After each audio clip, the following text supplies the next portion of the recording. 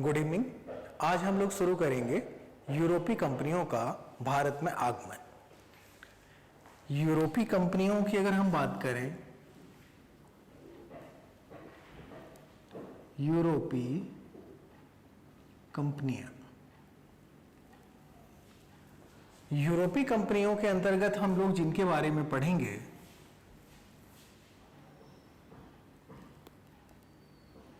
पुर्तगाली, Dutch, English, फ्रांसीसी और थोड़ा सा डेनिश।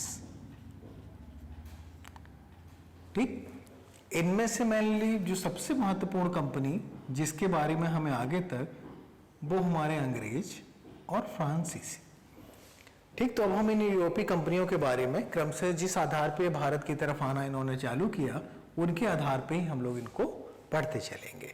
तो इनमें सबसे पहले हम लोग जिसको पढ़ेंगे वो है पुर्तगीज कंपनी। लेकिन पुर्तगीज कंपनी को शुरू करने से पहले हमें इनके बैकग्राउंड को समझना होगा कि अचानक ही भारत में यूरोपीय कंपनियों ने आना क्यों शुरू कर दिया, या ऐसी कौन सी घटना घट गई जिसके कारण इन लोगों ने भारत में आना शुरू किया। अगर हम यूरोपीय कंपनियों या यूरोप और एशिया के संबंधों को लेकर के चलें, तो यूरोप और एशिया के संबंध हम कह सकते हैं कि लगभग लेटर मौर्यन एज से बनना चालू हो चुके थे, और मौर्योत्तर काल से बड़े पैमाने पर यूरोप और एशिया का संबंध विकसित हो चुका था, जिनके अंतर्गत हम देखते हैं कि पेरिप्लस ऑफ द इरिथियन सी, जिसमें हमारे रेड सी के थ्रू मेडिटेरियन तक जाना और मेडिटेरियन से यूरोप पहुंचना, और इंडिया के बीच के व्यापार के बारे में बताया गया है, जिसमें रोम और भारत के बीच में बड़े पैमाने पर व्यापार किया जाता था। इसका मतलब कि यूरोप और एशिया आपस में ही व्यापार से जुड़े हुए थे, और एशिया में भारत का व्यापार बहुत पहले से ही यूरोप के साथ होता हुआ चला आ रहा था। लेकिन ये व्यापार मिडल एज में अधिकांशतः लैंड रूट से किया जाता था, और इसके बाद सी रूट से भी ये व्यापार चलता था। यानी अधिकांश यूरोप के व्यापारी मेडिटेरियन तक पहुंचते थे, इसके बाद लैंड रूट से वो इंडिया की तरफ आते थे और व्यापार करते थे। इसके बाद यूरोप में एक महत्वपूर्ण घटना, एशिया में एक महत्वपूर्ण घटना घटती है 620 एडी के आसपास, और आप देखते हैं एक नई व्यवस्था इमर्ज होके आती है जिसको हम कहते हैं इस्लाम। धीरे धीरे इस्लाम ने ब्लैक सी से लेकर और इंडिया के सिंध तक के एरिया को कैप्चर कर लिया, और इस तरीके से इस्लाम ने अपना जैसे जैसे एक्सपेंशन करना जारी रखा, तो लैंड रूट बीच का जो यूरोप और एशिया को जोड़ रहा था, उसके बीच में किसका अधिकार हो गया पश्चिमी एशिया पर, और वो थी इस्लामिक व्यवस्था का। इस्लामिक व्यवस्था और यूरोपियंस दोनों अलग अलग रिलीजन्स के थे, इसलिए इन दोनों धर्मों के बीच में तनाव बढ़ना प्रारंभ हो गया, और इस तनाव के कारण जो व्यापार था वो कुछ समय के लिए बाधित हुआ, या इस व्यापार की ऊंची कीमतें देकर के उनको यूरोपीय लोगों को सामान खरीदना होता था, और यानी जिस तरीके से व्यापार पहले चल रहा था उस तरीके से ये अब नहीं चल रहा था। लेकिन इस व्यापार में जिस घटना ने फिर से एक बार तेजी लाई, उसमें दो चीजें बहुत ही महत्वपूर्ण हैं कि यूरोपियों का एक बार बड़े पैमाने पर रुझान भारत की तरफ होना चालू हुआ। इनमें पहली घटना थी रिलीजियस वॉर,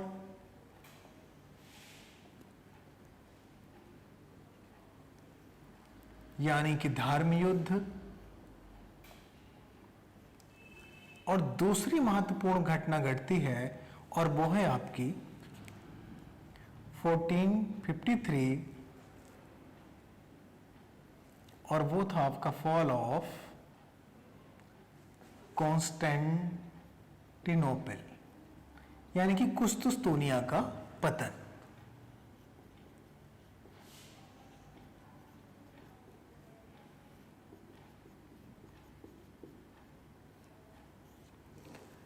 ये दो महत्वपूर्ण घटनाएं हैं जिन्होंने यूरोपियंस का जो व्यापार हम एक आधुनिक एज में देखते हैं, उनके पीछे दो घटनाएं एक महत्वपूर्ण रोल प्ले करती हैं। अब हम बात करते हैं कि इस धर्म युद्ध की। लगभग 9 से लेकर के 12 सेंचुरी एडी तक ये धर्म युद्ध आपके किसके किसके बीच में, यूरोपियंस और ईसाइयों के बीच में, सॉरी ईसाइयों और इस्लामी जगत के लोगों के बीच में, यानी ये आपके धर्म युद्ध लड़े गए। इस धर्म युद्ध के दौरान यूरोप के अधिकांश व्यापारी किसके लिए, क्योंकि जब यूरोप से योद्धा या वॉरियर्स इस धर्म युद्ध को लड़ने के लिए पश्चिम एशिया आए, क्योंकि ये लड़ाई अधिकांशतः कहाँ लड़ी गई, यरूशलेम के आसपास, यानी कि इजराइल, फिलिस्तीन, जॉर्डन, ठीक सीरिया, लेबनान, इन्हीं क्षेत्रों में लड़ाइयाँ अधिकांशतः लड़ी गई। और इसीलिए जब ये वहाँ के यूरोपियन योद्धा यूरोप से इन क्षेत्रों की तरफ बढ़े तो इनके पास जाने के लिए दो रास्ते थे। एक तो ये लैंड रूट से इस तरफ आ सकते थे और दूसरा इनका रास्ता था कि ये इटली आए और इटली के अंदर से मेडिटेरियन को क्रॉस करें और इन क्षेत्रों तक पहुंचना शुरू कर दें। ठीक, तो इस तरीके से इसको हम लोग थोड़ा सा मैप के थ्रू समझने का प्रयास करते हैं। अगर हम देखें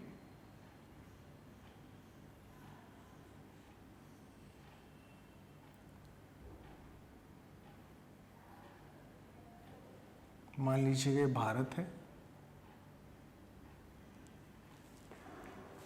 ये अफगानिस्तान,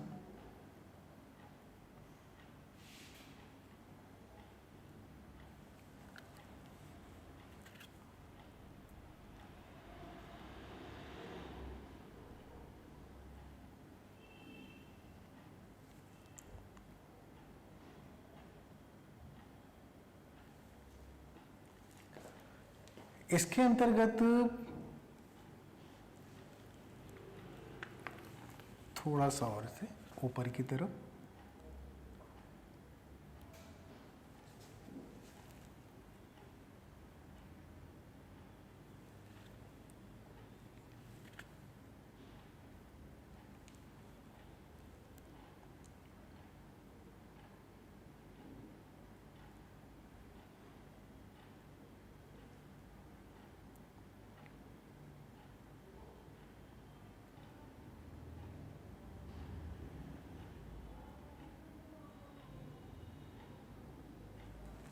ठीक, मान लीजिएगा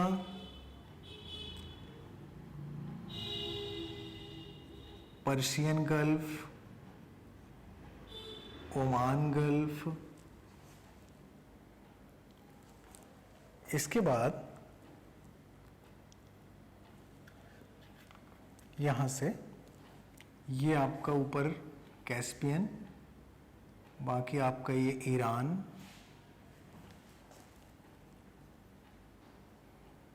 ईरान के पीछे की तरफ से ये आपका इराक। तो इस तरीके से बाकी इनके पीछे की तरफ चले जाएंगे। यहां से ऊपर ये टर्की वाला एरिया, बाकी नीचे की तरफ ऊपर लेबनान, पीछे सीरिया, फिलिस्तीन, जॉर्डन। तो अब हम बात करते हैं इन चीज़ों की, यानी ये थोड़ा सा और बड़ा कर दीजिएगा, और बाकी ये अरेबियन पेनिनसुला। तो बात हमें इसको बस आप इसे मेडिटेरियन मान लेना है, यानी कि भूमध्य सागर। तो इटली, अब बात करते हैं हम लोग अपने रीजन्स की, ये कैस्पियन की। तो अब बात करते हैं हम पहले कारण की, धर्म युद्ध की। तो जो रिलीजियस वॉर है वो जनरली इस एरिया में लड़ी गई। इस धर्म युद्ध में यहाँ के आपके इस्लामिक लोगों ने, अरब में इस्लाम का जन्म हुआ, तो यहाँ पर अब यूरोप के लोगों ने या तो टर्की के इस रूट से क्रॉस करके यहाँ पहुंचे, और या वो सीधे इटली से इस रूट को क्रॉस करके, यानी सी रूट के थ्रू यहाँ पहुंचे। इस तरीके से इनके बीच में लड़ाइयाँ होना शुरू हुई, और इस लड़ाई में क्रिश्चियंस ने, इस्लामिक लोगों ने क्रिश्चियंस को हरा दिया।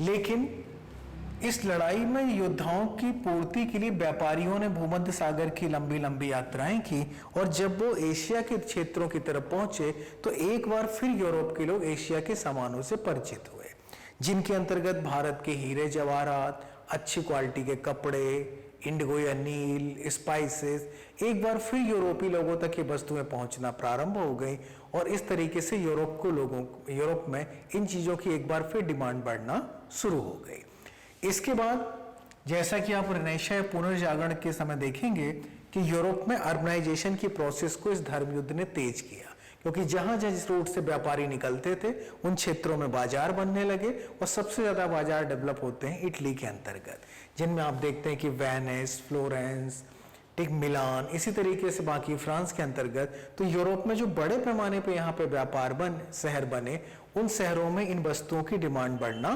प्रारंभ हो गई। अब ये जब मांग यहाँ पे बढ़ती चली गई तो मांग होने के कारण अच्छी कीमतें मिलती थी वहां पे, लेकिन इन सप्लाई के बीच में जो एक बड़ा बैरियर था, और वो बैरियर था बीच में इस्लामिक एम्पायर। इस एरिया में इस्लाम चला आ रहा था। टर्की वाले क्षेत्रों की तरफ उस टाइम पीरियड में इस्लाम नहीं पहुंचा था, और टर्की में हम देखते कि यहाँ पर ऑटोमन, अभी तुर्कों का इमरजेंस हो रहा था, और टर्की में जो पुराना बैजेंटाइन एम्पायर था, बैजेंटाइन एम्पायर टर्की में चल रहा था, जिसकी कैपिटल कॉन्स्टेंटिनोपल थी, और यहाँ ऑटोमन एम्पायर का उदय इराक और ईरान वाले क्षेत्रों में होना प्रारंभ हो चुका था। तो ये इस्लामिक एम्पायर, और यूरोप में कौन सा आपका, यूरोप में ईसाई एम्पायर, इन दोनों के बीच में सबसे बड़ा बैरियर जो भारत तक आने के लिए बना हुआ था वो था इस्लाम। तो ऐसे समय में बड़े पैमाने पर इस व्यापार को नहीं किया जा सकता था, और इसीलिए अब उनको एक नए रास्ते की जरूरत वहां पे पड़ना प्रारंभ हो गई। ये चीज वहां भी चल ही रही थी कि कोई ऐसा रास्ता होता जो इन क्षेत्रों तक हमें आसानी के साथ पहुंचा देता। दूसरी चीज, अगर वो अरेबियन सी से होके गुजरते तो अरेबियन सी में अधिकांश प्रभुत्व अरब के व्यापारियों का था, तो इनके साथ उनकी लड़ाइयां होती, तो इस तरीके से, और अरेबियन लोग भी यहाँ पे मजबूत थे। तो अब वो एक ऐसे रास्ते की तलाश में थे जो उनको बड़ी आसानी के साथ भारत तक पहुंचा देता। तो पहली जरूरत किसने, रिलीजियस वॉर ने एक बार फिर भारतीय सामानों को यूरोप पहुंचाया, और उनकी बढ़ती मांग के लिए व्यापारियों ने भारत के सामान के बारे में सोचना प्रारंभ कर दिया। दूसरी महत्वपूर्ण घटना के बारे में अगर हम बात करें 1453 की, इस घटना के समय ऑटोमन तुर्क्स ने कॉन्स्टेंटिनोपल को खत्म कर दिया, कि कैप्चर कर लिया, यानी बैजेंटाइन साम्राज्य को खत्म कर दिया, और इस तरीके से वहां पर ऑटोमन तुर्कों की प्रधानता हो गई। तुर्क इस्लाम के फॉलोवर थे, और जो टर्की के दोनों एरिया से लैंड रूट से थोड़ा बहुत व्यापार भी था वो भी पूरी तरीके से बंद हो गया। और जब ये व्यापार बंद हो गया तो यूरोप में उस समय इनकी सामानों की डिमांड बड़े पैमाने पे थी, अतः यूरोप के लोगों को अपने सामान की पूर्ति के लिए एक नए रास्ते की जरूरत थी। इस तरीके से नए रास्ते की जरूरत उस धर्म युद्ध ने, और दूसरा 1453 की इस महत्वपूर्ण घटना ने बनाया। 1453 के बाद जब ये घटना स्टार्ट होती है तो इसका दूसरा बड़ा इम्पैक्ट यूरोप में रेनेसां के लिए रहा, क्योंकि इस घटना के बाद लोगों ने यह सोचना शुरू कर दिया कि नया रास्ता कौन सा होगा, और जब नए रास्ते के बारे में सोचा गया तो उसने भौगोलिक खोजों यानी कि ज्योग्राफिकल डिस्कवरीज को जन्म दिया, और वहां से नए नए अन्वेषक या खोजकर्ता निकलना प्रारंभ हो गए, क्योंकि यूरोप में माहौल किसका चल रहा था, रेनेसां का। तो इस घटना ने रेनेसां को और बढ़ाया और नई नई यात्राओं के लिए लोगों को वहां पे प्रेरित करना चालू कर दिया। इस नई यात्राओं की प्रेरणा को लेकर के हमारे यहाँ अफ्रीका कॉन्टिनेंट के अंतर्गत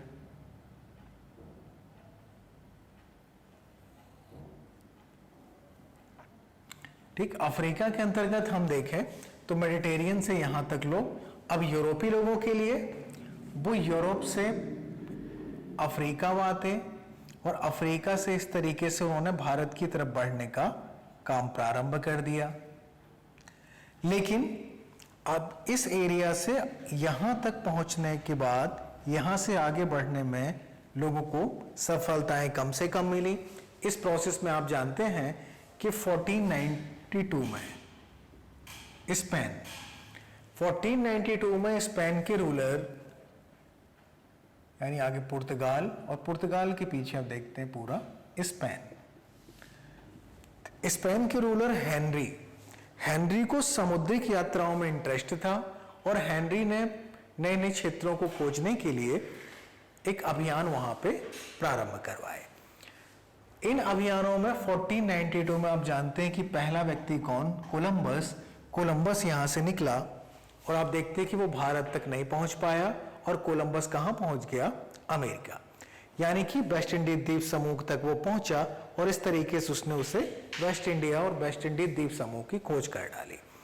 इस तरीके से उसने अपने जीवन में और भी यात्राएं की और उसने लगभग सेंट्रल अमेरिका और वेस्ट इंडीज समूह के कई क्षेत्रों की खोज की, लेकिन वो इंडिया और चाइना की तरफ नहीं पहुंच पाया।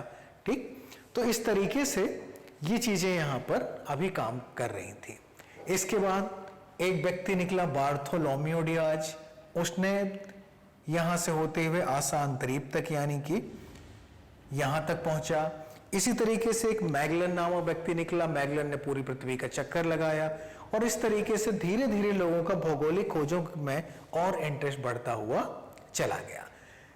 ठीक, तो इस तरीके से माना यह जाता है कि इस समय जितनी भी भौगोलिक खोजें आगे बढ़ रही थी उनमें 3 चीजें आपकी काम कर रही थी, जिनको हम ट्रिपल जी के नाम से जानते हैं।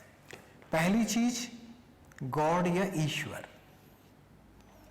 वो मानते थे कि क्रिश्चियनिटी को हमें दुनिया में फैलाना है और क्रिश्चियनिटी जैसे जैसे दुनिया में फैलती हुई चली जाएगी तो वो इस्लाम के खिलाफ एक बड़ा जनमत क्रिश्चियंस का तैयार कर पाएंगे और इस्लाम के साथ आगे संघर्ष में उनको मदद मिलेगी।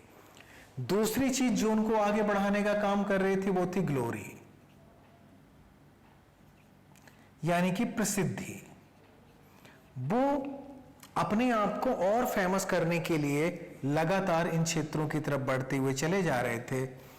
ठीक, तो इस तरीके से दूसरी चीज जो उनको आगे बढ़ने के लिए वो कर रही थी वो थी उनकी ग्लोरी।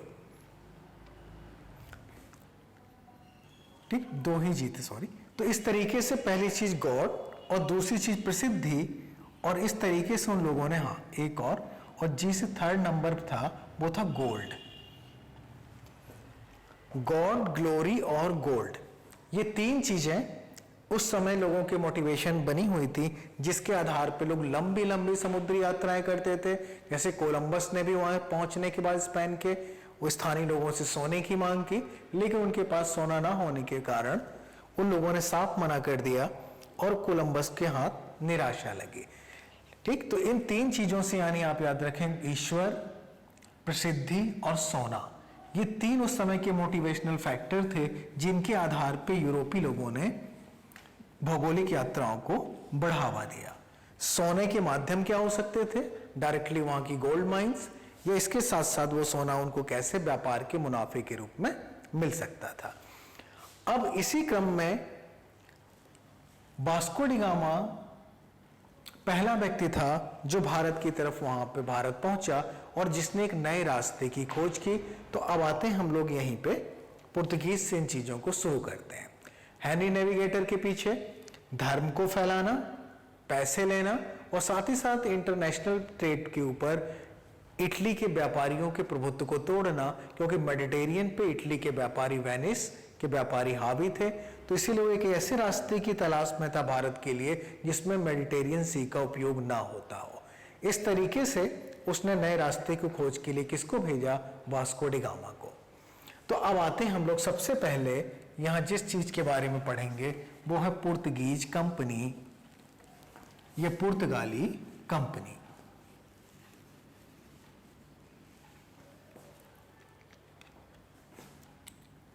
सबसे पहले हम पढ़ेंगे पुर्तगाली।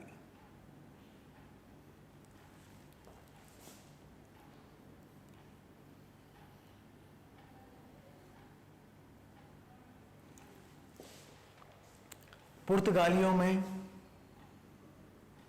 सबसे पहली चीज नेचर ऑफ कंपनी, यह कंपनी की प्रकृति। ये आपकी गवर्नमेंट कंपनी थी, यानी कि इसकी प्रकृति कैसी थी, यह सरकारी कंपनी थी। अच्छी तरीके से याद रखेंगे कि पुर्तगीज कंपनी का नेचर कैसा था। यह एक सरकारी कंपनी थी, ठीक, अब आते हैं हम लोग इसकी तरफ। पुर्तगीज कंपनी के अंतर्गत जो व्यक्ति पहले भारत की तरफ चला वो था Vasco da Gama.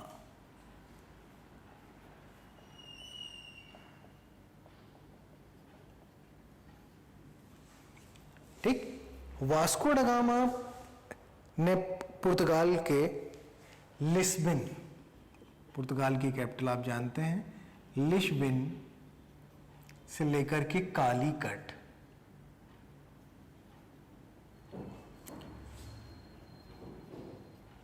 Lisbon to Calicut की यात्रा की।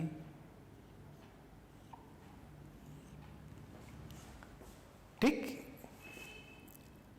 इस यात्रा का प्रारंभ जुलाई 1497 में हुआ और वो भारत पहुंचा मई 1498 में। 1497 में जुलाई में वो निकला और भारत 1498 मई में वो पहुंच गया। तो इस तरीके से उसने पहली यात्रा लिस्बन से कालीकट की। इस प्रोसेस में वास्को डी गामा पहला व्यक्ति था जिसने किसको क्रॉस किया, आपके अफ्रीका के कैप ऑफ गुड होप को क्रॉस किया। इसके बाद वो मेडागास्कर पहुंचा। मेडागास्कर के बाद उसने यहां से, ठीक, अगर इनको देखें हम,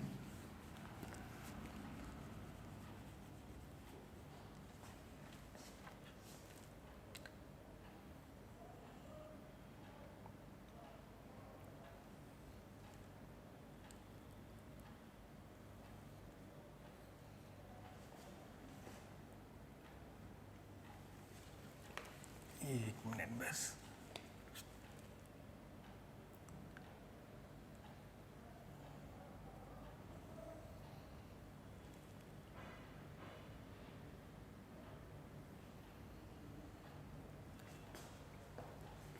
तो अगर हम इनको देखें तो वो यहां से होते हुए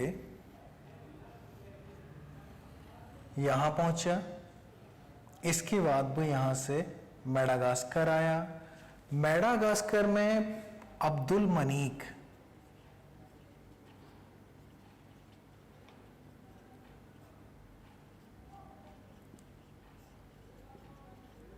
ये माजिद भी कहीं मिलेगा, अब्दुल मनीक नामक एक मुस्लिम यात्री मिला उसे, और उसके साथ ही वो कहां पहुंचा, वो केरल के कालीकट आया।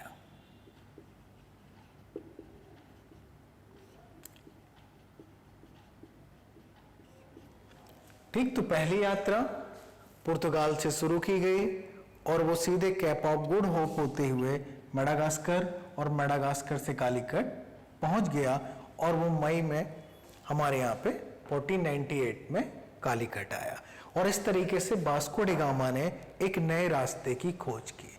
वास्को डी गामा के इस मिशन में लगभग 1500 लोग 4 अलग अलग शिप में चले थे और जिस शिप में वो चल रहा था उसका नाम था गैब्रियल।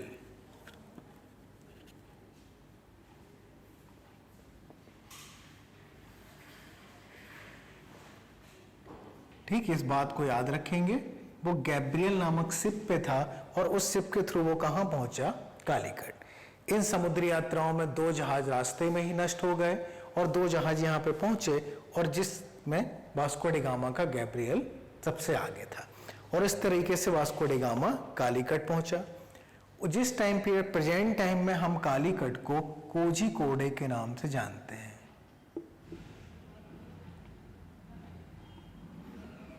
ठीक, कोझिकोड। ठीक, कालीकट का प्रेजेंट टाइम का नाम है कोझिकोड। और इस तरीके से वास्को डी गामा कहां पहुंच गया, कालीकट। कालीकट में उस टाइम पीरियड में जब वास्को डी गामा कालीकट पहुंचा तो वहां का कालीकट में हिंदू राजा था और ये पूरा एरिया छोटे छोटे राजाओं के बीच में डिवाइड था। क्योंकि बात कब की है, 1498 की। 1498 की अगर हम बात करें तो 1498 में अगर दिल्ली में देखें तो दिल्ली में लोधी डायनेस्टी चल रही थी,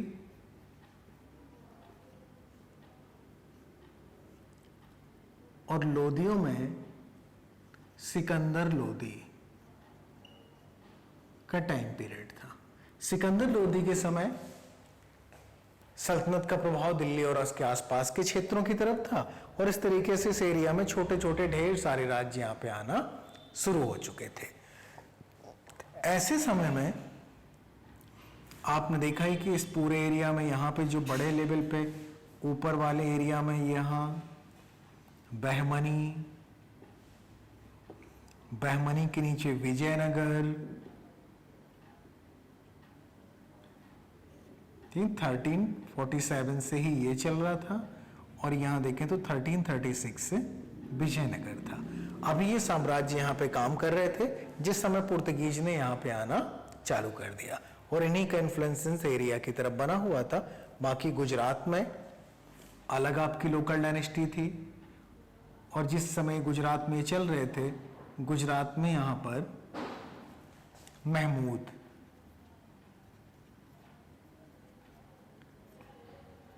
बेगढ़ा, महमूद बेगढ़ा का शासन चल रहा था। मालवा में खिलजी डायनेस्टी थी,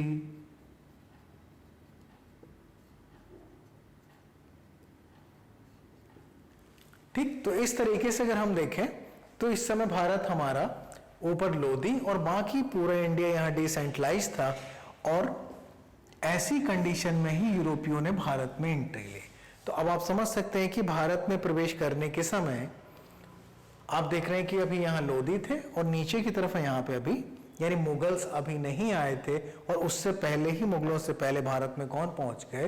पुर्तगीज ने आना चालू कर दिया।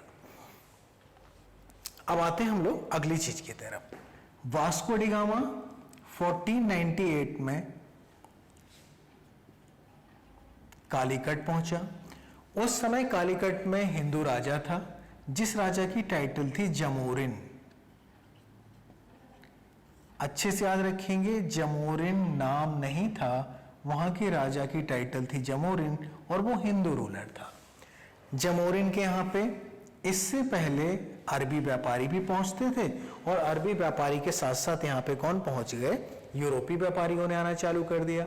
और वास्को डी गामा ने इस एरिया से स्पाइस या मसाले परचेज करने का प्रयास किया, और जब वास्को डी गामा, जमोरिन ने वास्को डी गामा के आने के कारण को जाना कि वो ट्रेड के लिए आया है, तो वास्को डी गामा का उसने स्वागत किया।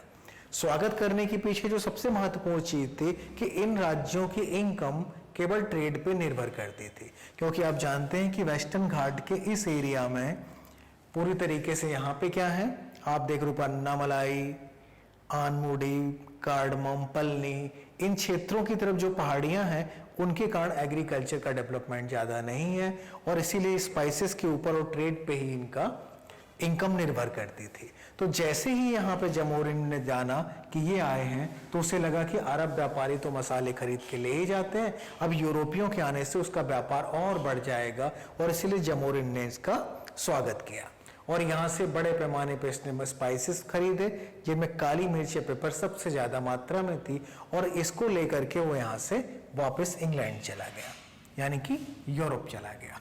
और जब वो पुर्तगाल पहुंचा तो पूरे रास्ते का खर्च निकाल करके उसे 60 टाइम यानी कि 60 गुना फायदा हुआ। अपने सामान मसाले पहुंच रहे थे, क्योंकि एक बीच में तुर्क आ जाने के कारण अब स्पाइसेस की वहां पे कमी थी, और इन मसालों की डिमांड वहां पे बड़े पैमाने पे बढ़ना प्रारंभ हो गई, क्योंकि वो ठंडे देश थे और मीट को ठंड के दिनों में नमक लगा के रख लिया जाता था, और उस मीट को वापस स्वादिष्ट बनाने के लिए उनको मसालों की जरूरत पड़ती थी। तो उन मसालों के कारण ही उनका मीट स्वादिष्ट बनता था, और इस तरीके से मसालों की वहां पे डिमांड बढ़ गई। और ये बात धीरे धीरे यूरोप के अन्य देशों ने भी जब इस बात के बारे में जाना, तो उन्होंने पहले तो पुर्तगाल से मसाले खरीदे, और साथ ही साथ उन लोगों के अंदर भी इस व्यापार में रुचि धीरे धीरे बढ़ना शुरू हो गई। तो अब आते हैं हम लोग इनके आगे की तरफ। वास्को डी गामा 1502 में फिर इंडिया लौट करके आया। 1502 में वास्को डी गामा फिर भारत आया और इसके बाद वो यहां से फिर लौटा और अंततः 1524 में उसकी भारत में ही डेथ हो गई और कोचीन में उसका मोनुमेंट या स्मारक बना दिया गया। ठीक, तो वास्को डी गामा ने इस तरीके से डेथ भी भारत में हुई और दोबारा कब आया था? 1503 में। तो आप इसमें तीन चीजें याद रखेंगे। 1498 वो कहां पहुंचा? कालीकट। कालीकट कोझिकोड के नाम से जाना जाता है। अगली यात्रा कब की? 1502 में की। इसके बाद उसकी डेथ कब होती? 1524 में। और मॉन्यूमेंट स्मारक कहां बना हुआ उसका? कोचीन में। इस तरीके से आते हैं हम लोग पुर्तगालियों के अगले गवर्नर्स की तरफ। पुर्तगाल सरकार ने भारत के इस व्यापार में होते हुए लाभ को देखते हुए भारत में गवर्नर्स अपॉइंट करने की परंपरा प्रारंभ की। अभी पुर्तगालियों ने केवल अस्थायी रूप से यहाँ पे केवल वस्तुओं की परचेजिंग की और उन्होंने लेकिन अपने किसी फोर्ट की यहाँ पे स्थापना नहीं की। पहली बार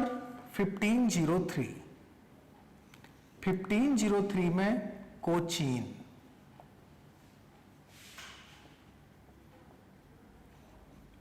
उन्होंने अपनी फर्स्ट फैक्ट्री स्टैब्लिश की। कोचीन में उन्होंने अपनी पहली फैक्ट्री बनाई और फैक्ट्रियों की बात हम लोग एक साथ करेंगे। बस फैक्ट्री आपको याद रखनी है। कोचीन में इन्होंने यहाँ पे निर्मित की। इसके बाद यहाँ पर गवर्नर्स की परंपरा शुरू होती है और भारत में पुर्तगाली सरकार ने भारत व्यापार के फायदे को देखते हुए यहाँ पर गवर्नर्स अपॉइंट करना शुरू कर दिए। अब आते हैं हम लोग इन्हीं गवर्नर्स की तरफ। जो यहाँ पे पहला गवर्नर अपॉइंट किया गया वो था फ्रांसिस्को डी अल्मीडा।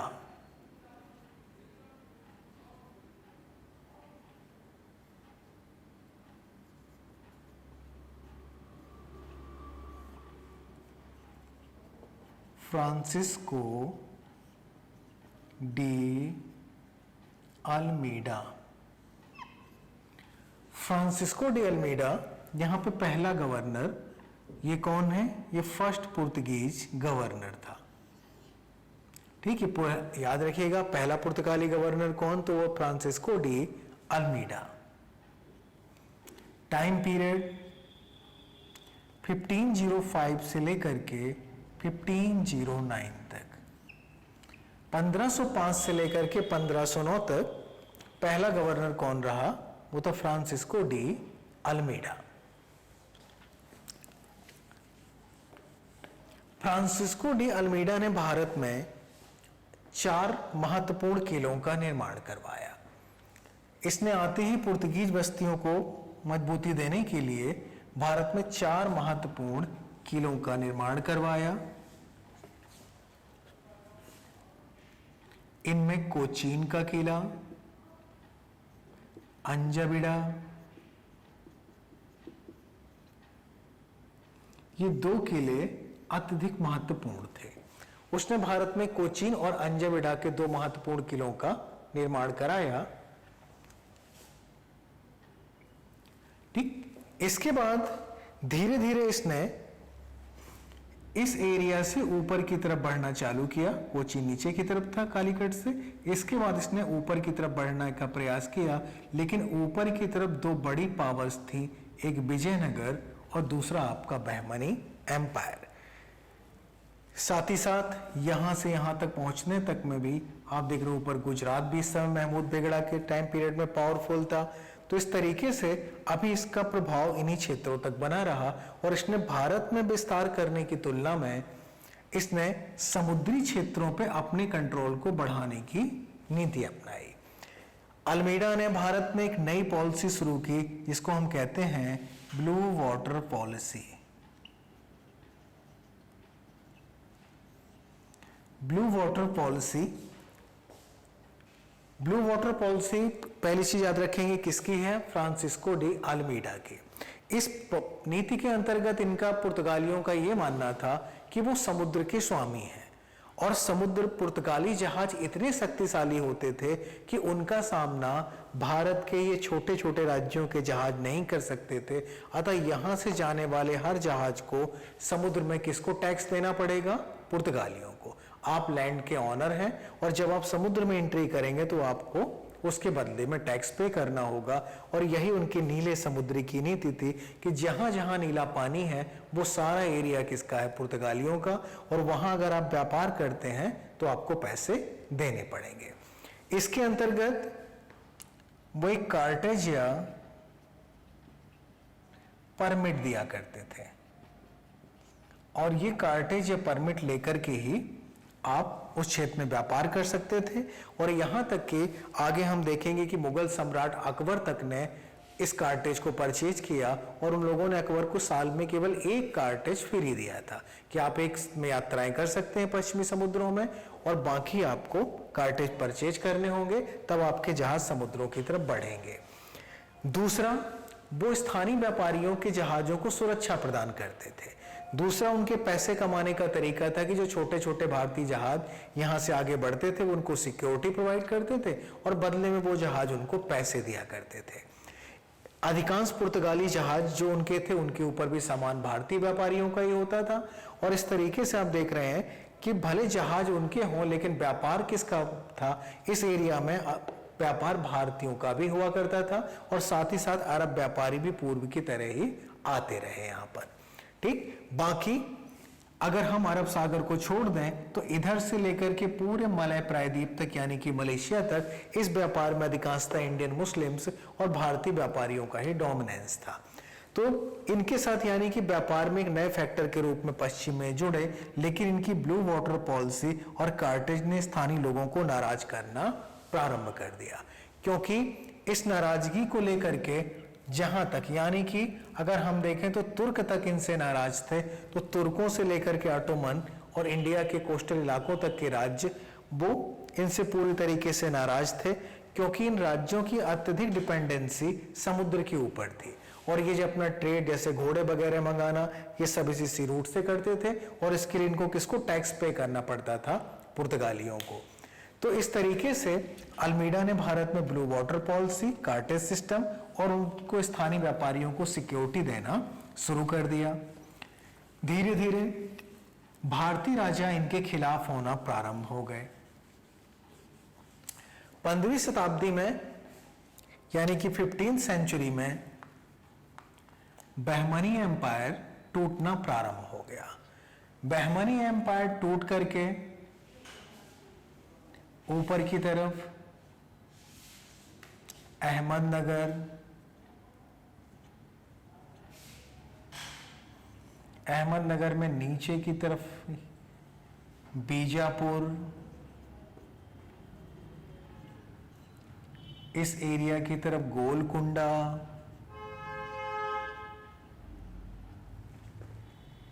इस एरिया की तरफ बीदर और इस एरिया में बेरार। यानी बहमनी एम्पायर के टूटने से 16th सेंचुरी में 5 राज्यों का जन्म हुआ और वो था अहमदनगर, बीजापुर, गोलकुंडा, बीदर और बरार। इन राज्यों में से अधिकांश जो कोस्टल इलाकों में थे उनके अच्छे पोर्ट्स थे, जैसे बीजापुर के पास फेमस पोर्ट था गोवा। इसी तरीके से गोलकुंडा का इम्पैक्ट वेस्टर्न कोस्ट था जिसमें मसूलीपट्टनम। तो इस तरीके से ये राज्य यहाँ पे और नीचे की तरफ अभी विजयनगर एम्पायर अल्मीडा के टाइम पीरियड में एक सशक्त कंडीशन में था, क्योंकि 1500 में वहां पे कृष्णदेवराय का शासन था और विजयनगर एम्पायर अपनी शक्ति के चरम पे था। इस तरीके से हम देखेंगे कि अल्मीडा के टाइम पीरियड की चीजें।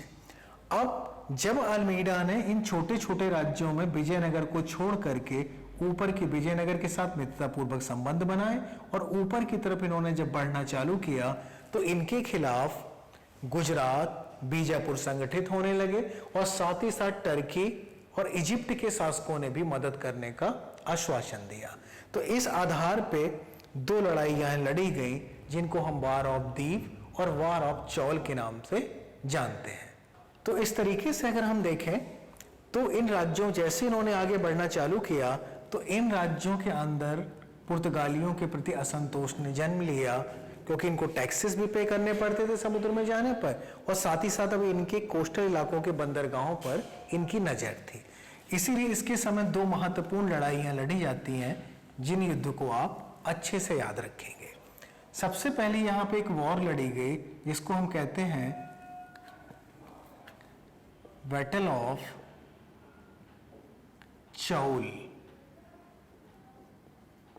यह चौल का युद्ध ये लड़ा गया 1508 में। एक तरफ पुर्तगीज थे और दूसरी तरफ जो इनके साथ लड़ रहे थे उसमें सबसे पहले किंग ऑफ गुजरात, दूसरा व्यक्ति जो इनके साथ शामिल था वो था किंग ऑफ बीजापुर, तीसरा व्यक्ति जो इनमें शामिल था वो था सुल्तान ऑफ इजिप्ट, यानी कि मिस्र का सुल्तान, और चौथा सुल्तान ऑफ ऑटोमन एम्पायर। ठीक, चार लोग एक तरफ शामिल थे। पहला था गुजरात का शासक, बीजापुर का शासक, मिस्र का शासक और ऑटोमन यानी कि तुर्की का शासक। इन चारों लोगों ने मिलकर के पुर्तगीज को हरा दिया और ये लड़ाई भारत के दीव नामक जगह पे लड़ी गई, और इस तरीके से इस लड़ाई में अल्मीडा को हार का सामना करना पड़ा। ठीक, तो कुछ समय के लिए पुर्तगालियों की स्थिति यहाँ पर कमजोर पड़ी, लेकिन इसका प्रभाव ज्यादा देर तक नहीं चला, क्योंकि अगले साल फिर एक लड़ाई लड़ी गई जिसको हम कहते हैं वॉर ऑफ दीव। चौल मारा बॉम्बे के पास था, सॉरी, और बाकी अगले साल एक लड़ाई लड़ी गई यहाँ गुजरात के दीव के पास। ये चौल यहाँ पर और दीव यहाँ पर। ये लड़ाई लड़ी गई 1509 में, और उसमें भी इतने ही लोग पुर्तगालियों के खिलाफ लड़ रहे थे। लेकिन इस वॉर में पुर्तगालियों ने किसको हरा दिया? इस ग्रुप को पूरी तरीके से खत्म कर दिया, और इस ग्रुप का प्रभाव यहीं से ये ग्रुप बिखर गया, और इस तरीके से अब पुर्तगालियों ने भारत में अपने प्रभाव को बढ़ाना प्रारंभ कर दिया। तो याद रखेंगे दो महत्वपूर्ण लड़ाइयां, वॉर ऑफ चौल और वॉर ऑफ दीव। इसके बाद अल्मीडा को यहां से हटा लिया गया और भारत में अगला गवर्नर बनता है वो है अल्बुकर्क।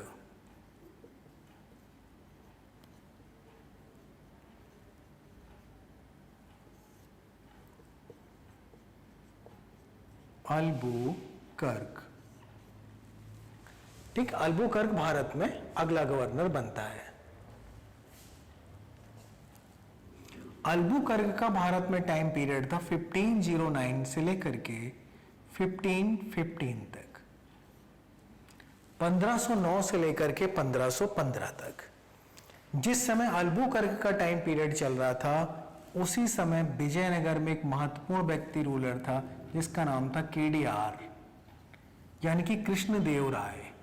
1509 से 29 तक कृष्णदेव राय का टाइम पीरियड था। अल्बुकर्क ने जो सबसे महत्वपूर्ण काम किया उसने यहां पर 1510 में गोवा कैप्चर कर लिया। ठीक, उसने गोवा को कब जीता? 1510 में। ठीक, तो इस तरीके से 1510 में, और बीजापुर, गोवा था किसका? तो ये बीजापुर का पोर्ट था। ठीक, it was port of Bijapur and captured by Portuguese governor Albuquerque. यानी कि 1510 में गोवा को बीजापुर से किसने कैप्चर कर लिया? अल्बुकर्क ने।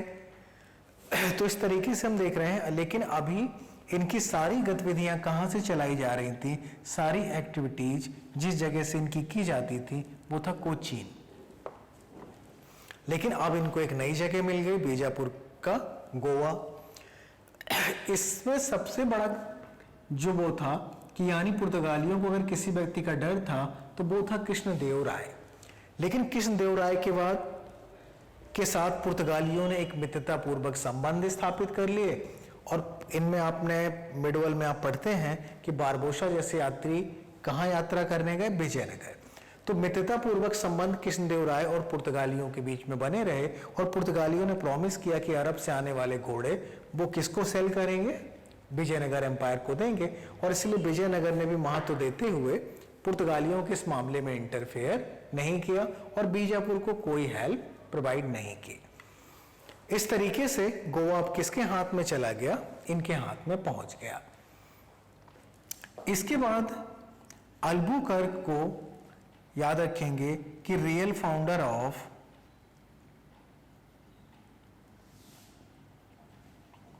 पुर्तगीज पावर इन इंडिया, उसे भारत में पुर्तगाली शक्ति का वास्तविक संस्थापक माना जाता है। अल्बुकर्क ने ही भारत में पुर्तगालियों को वास्तविक रूप से स्थापित कर दिया। तो आप याद रखेंगे उसने यहाँ पर किसने भारत में स्थापित किया पूरी तरीके से पुर्तगालियों को, तो वो था अल्बुकर्क। अगली चीज स्टार्ट याद रखेंगे, न्यू मैरिज पॉलिसी।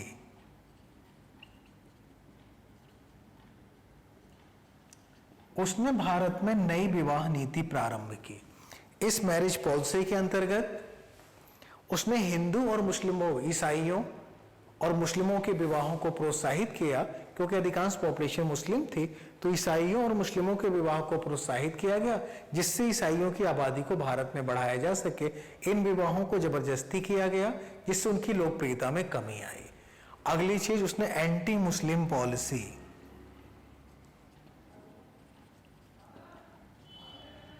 उसने मुस्लिम विरोधी नीति अपनाई। उसने मुस्लिम वर्ग का अपने यहाँ पे एक्सप्लॉयटेशन या शोषण किया, और इससे मुस्लिम प्रजा धीरे धीरे उससे तंग आना प्रारंभ हो गए। तो इस तरीके से हम देखते हैं कि पुर्तगालियों ने यहाँ पर अपने आप को स्थापित करने में स्थानीय लोगों को नाराज करना प्रारंभ कर दिया। इसके बाद भारत में जो अगला महत्वपूर्ण पुर्तगीज गवर्नर आया वो था Nuno da Cunha. Nuno da Cunha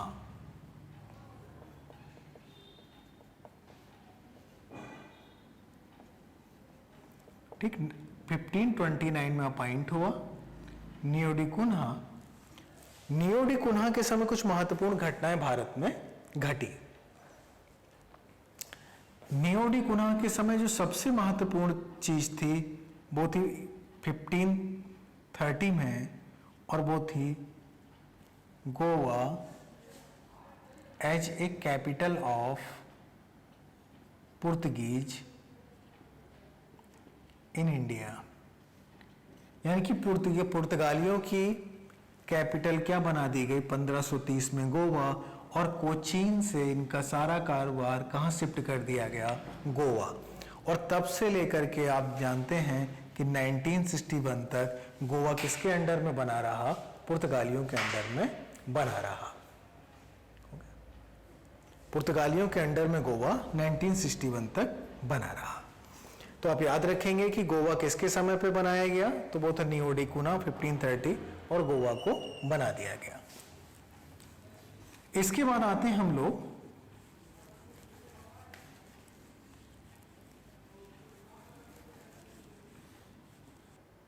thank you so much. बाकी चीजें हम लोग अगली क्लास में